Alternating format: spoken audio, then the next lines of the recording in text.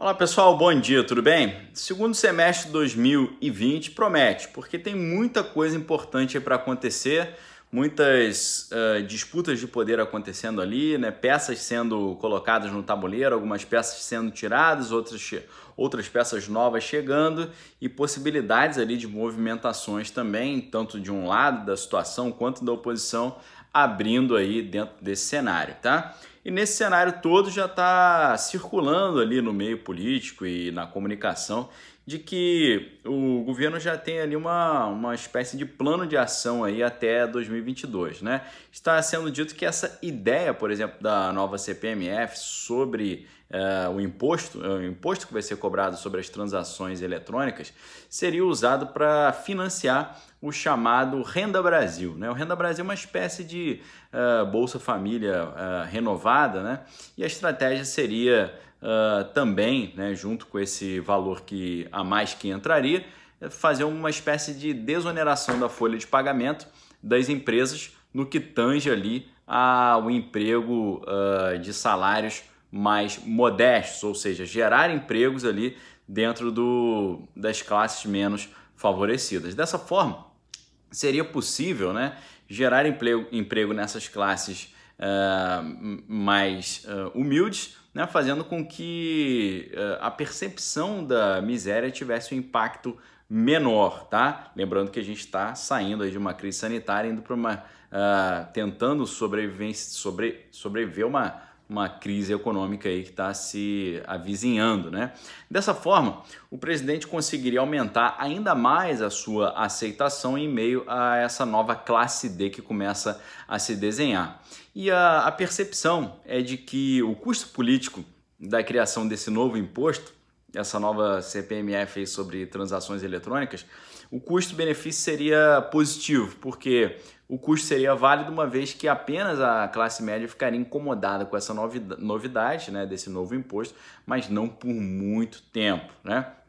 Então, pessoal, olhando aí para 2022, né, pensando de agora, né, esse segundo semestre de 2020 até 2022, apesar desses, né, e outros aborrecimentos, o que está sendo previsto, né? Que a classe média, num cenário de eleições ali em 2022, voltaria novamente no presidente Bolsonaro, caso fosse para evitar ali a eleição de algum outro candidato da esquerda, né? E isso lembrando também que se o plano desse novo imposto der certo e esse novo imposto com esses novos recursos conseguir gerar empregos, né, nas classes menos favorecidas, isso traria mais ainda, né, essa classe para votar junto com a classe média, a classe D, junto ali com o presidente, né? E tendo em vista também, né, que os investimentos em garantir a geração de emprego para os setores menos qualificados também e de salários mais baixos fosse prosperando, né? Caso isso se prospere, teria-se ali as classes menos favorecidas e a classe média também apostando nesse segundo mandato, né, do presidente, né?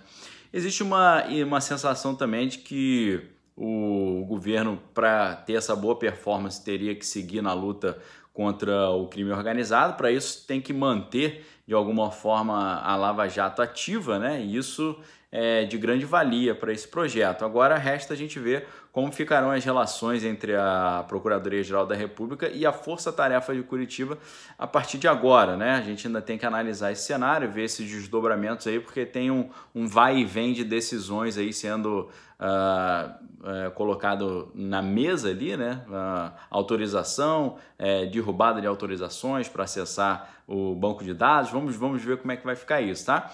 E tem-se a ideia também de que o caos trazido pela crise sanitária já tenha sido ultrapassado daqui a 2 anos e meio, né? Seja o desgaste econômico quanto os aborrecimentos políticos decorrentes. Talvez, caso haja realmente uma boa performance econômica trazida, entre outras coisas, pelos recursos advindos desse novo imposto, pode ser que essa boa performance econômica compense os desgastes com a crise de saúde, tá? Mas é claro, pessoal, que para isso tudo ocorrer, o presidente precisa estar ativo no cargo até lá, né? Ele vai ter que ter superado as ações que pedem a cassação da sua chapa, fora outras ações que correm ali em paralelo. Nesse cenário, parece que a gente tem dois pontos importantes a serem levados em consideração no calendário, né? E eu separaria aqui para vocês o início de novembro e também o início de fevereiro de 2021, tá? Passando por uma novidade que acontece já no mês que vem. Lembrando que, né, mês que vem já é setembro, né? Por incrível que pareça, parece que o ano de 2020 começou ontem, né? Mas tantas coisas no cenário nacional e internacional que é difícil a gente acompanhar, né? Eu, como digo para vocês aqui, né, sempre na virada do ano, todos nós, né, a gente tenta descansar um pouquinho, só que aí virou o ano, já começou aquela encrenca lá do Donald Trump lá com os iranianos, depois teve a questão da crise do valor do petróleo ali, uma disputa entre grandes potências decidindo o valor do petróleo, depois veio essa crise de saúde, depois a saída do ministro Moro do governo, aquelas questões todas, a gente não teve tempos de bonança e tranquilidade ainda nesse ano, né? Então, pessoal, seguindo com a ordem cronológica, a gente tem no dia 10 de setembro a troca da presidência na nossa Corte Suprema, né? Quando o ministro Fux assume o lugar lá. E entre 10 de setembro e 1º de novembro, a gente vai analisar, né, se vai haver algum tipo de mudança na dinâmica da corte com essa nova presidência aí dentro desse período, tá? E aí, o dia 1º de novembro já tem aí um fato muito importante, né? Porque ao completar 75 anos, o decano da nossa Corte Suprema vai chegar à sua aposentadoria. Isso abre caminho para que o presidente faça a sua primeira nomeação para a nossa Corte Maior. Será um processo ali que deve envolver grandes debates, não há dúvida, uma vez que o nome escolhido pelo chefe do Executivo vai ter que ser chancelado pelo Senado Federal. E a gente vai precisar ver como isso vai se desenrolar e se o presidente nessa época também vai estar apto para fazer essa nomeação, uma vez que a gente está lembrando aí que tem esses pedidos, né, de cassação da chapa, essas coisas todas, e eu vejo aqui que talvez isso seja acelerado para que haja alguma decisão antes do presidente chegar ao ponto de estar diante dessa possibilidade de nomear o primeiro ministro indicado por ele, tá? Nesse período ali, a gente tem um outro fato de grande importância que vai acontecer no dia 3 de novembro, caso não tenha algum adiamento, né? Que são as eleições presidenciais de nada mais, nada menos que a maior potência do mundo, os Estados Unidos, cujo presidente, se reeleito, poderá trazer um novo vigor ao governo brasileiro, dada a aproximação entre ambos, tá? Então, as eleições americanas ali são extremamente importantes nesse processo, porque geralmente antes das eleições acontece aquilo que eu sempre falo para vocês, surpresa de outubro. Sempre acontece coisas estranhas ali que antecedem as eleições americanas e acabam interferindo no pleito eleitoral da maior potência do mundo.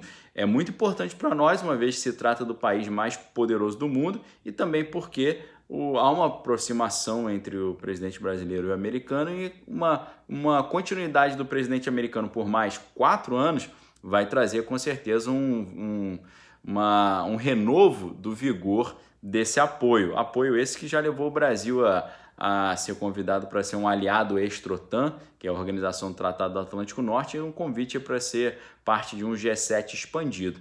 Além disso, em fevereiro de 2021 haverá eleições para a presidência da Câmara e do Senado, tá? Então isso é muito importante também, caso não haja ali uma possibilidade, né, de reeleição dos atuais presidentes da Câmara e do Senado. Se não houver essa possibilidade, é possível que a gente tenha algum tipo de mudança ali. No dia 12 de junho de 2021, dia 12 de julho de 2021, a gente vai ter também um outro fato também extremamente importante, né? Porque o presidente vai ter a possibilidade de indicar um segundo ministro para a nossa Corte Maior, quando o ministro Marco Aurélio completa os seus 75 anos e vai chegar à sua aposentadoria, tá? Então, esse cenário aí que vai de setembro, com o ministro Fux assumindo a presidência lá da Corte Suprema. Então, ali, setembro, Depois, 1º de novembro, né, o decano se aposentando e o presidente tendo a primeira oportunidade. 3 de novembro também, eleições americanas. Início de fevereiro, eleições do Senado, presidente do Senado, presidente da presidência da Câmara. E o dia ali 12 de julho, segunda aposentadoria, segunda possibilidade. Essa janela que vai agora de agosto de 2020 até julho, 12 de julho de 2021, eu creio que a gente vai ter um bom panorama para entender como é que o Brasil vai caminhar dali para frente, tá? Dependendo como essas peças vão ser trocadas, isso vai dar um norte aí para a gente poder entender, tá? São muitas variáveis em jogo, é muito difícil saber como o Brasil vai estar no futuro próximo.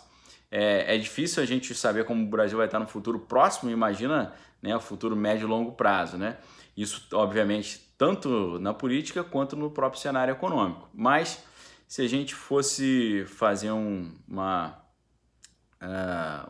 chute aqui, né, chutar um momento para ficarmos atentos, assim, para um momento de um aquecimento dos debates, seria o início de novembro, né?